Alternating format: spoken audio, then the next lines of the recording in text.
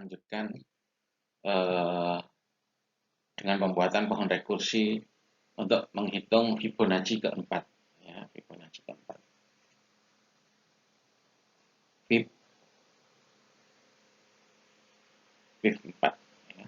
Untuk mengeksekusi function yang menghitung dari Fibonacci, kita manggil Fib 4. Ya. Nah, kita tahu kalau misalnya n-nya sama dengan 0 atau n-nya sama dengan 1, dia masuk base case. Ya. Base case. Nah, jadi untuk base itu n-nya 0 atau 1. Untuk yang lebih dari 1 masuk recursion case. Sehingga ketika saya memanggil Fibonacci 4, maka masuk ke recursion case. Ya. Masuk ke recursion case. Di recursion case itu dilakukan perhitungan bilangan Fibonacci, yaitu Fib 4 sama dengan, saya tulis di sini aja lebih jelas. Ya.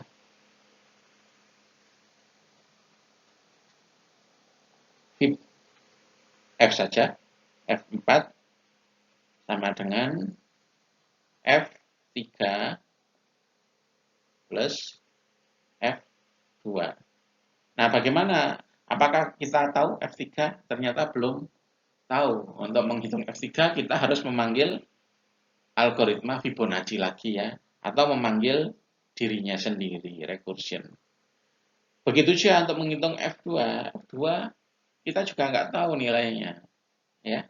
Sehingga untuk menghitung F2, kita harus memanggil function Fib ya, atau dirinya sendiri. Dan manggilnya ini berbeda ya, sendiri-sendiri.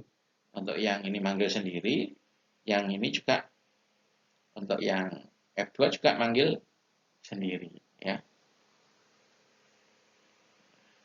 Ini saya hapus dulu.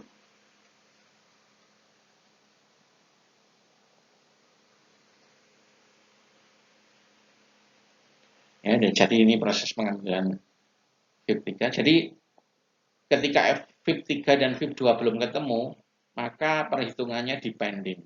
Nah, ini depending ya. Depending. Kita harus tahu dulu Fib 3 berapa, Fib 2 berapa. Nah, ini untuk menghitung Fib 3 ya. Nah, ternyata prosesnya sama juga ya. Fib 3 masuk ke recursion case, masuk ke else-nya.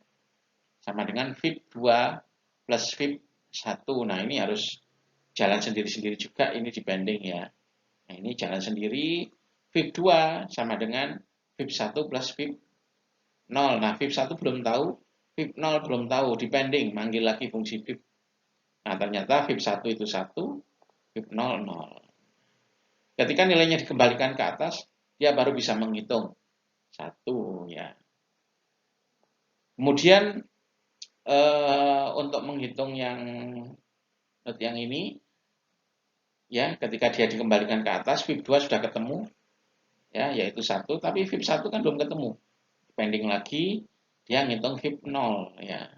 Fib 0 ternyata nilainya adalah Fib 1 nilainya adalah 1. Di sini baru ketahuan 2, ya.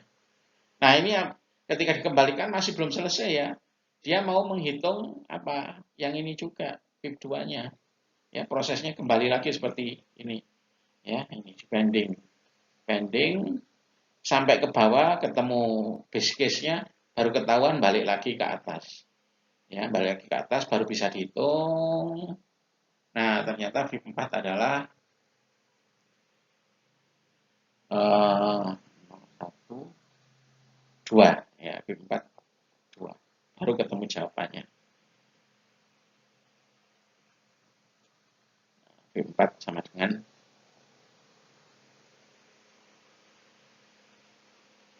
2. Nah, dari sini ada beberapa hal ya yang harus diperhatikan mengenai pohon rekursi, yaitu yang pertama, di sini kan terdiri atas banyak node ya. Jadi di sini ada node, ini node, dan seterusnya. Satu node itu nggak bisa dieksekusi bersamaan. Ya, jadi satu node dieksekusi satu-satu. Ya, jadi satu node Jadi satu node membutuhkan satu satuan waktu. Ya. Sehingga bila node-nya makin banyak atau pohon rekursifnya itu makin lebat, maka waktu untuk mengeksekusi algoritma rekursif ini makin lama. Ya. Jadi makin lebat node-nya makin lama. Terus yang kedua, satu node ini dalam proses eksekusi itu membutuhkan satu satuan memori.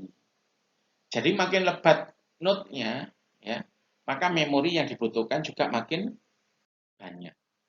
Ya, nah, itulah sifat dari pohon rekursi. Jadi saya ulangi lagi, ya, untuk mengeksekusi satu node butuh satu satuan waktu, ya. Satu node dieksekusi secara bergantian, nggak bisa bareng-bareng. Jadi kalau ada 1000 node, ya, node 1 dieksekusi sampai selesai, node 2 dieksekusi sampai selesai, node 3 sampai selesai, dan seterusnya, sampai 1000 kali. Sehingga makin banyak node, maka waktu eksekusinya makin lama. Ya. Untuk pohon rekursi yang node-nya cuma 1000, dengan pohon rekursi yang node-nya 100.000, maka jauh lebih lama yang 100.000. Makin lebat pohonnya, maka waktu eksekusinya makin lama.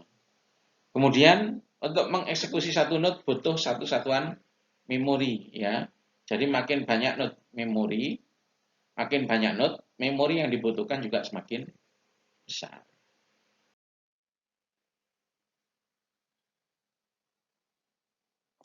Nah, sehingga di sini kita akan mulai memasuki, ya, step-step atau tahap-tahap analisa efisiensi algoritma rekursif. Ya. Jadi sebagai contoh kita akan gunakan algoritma pangkat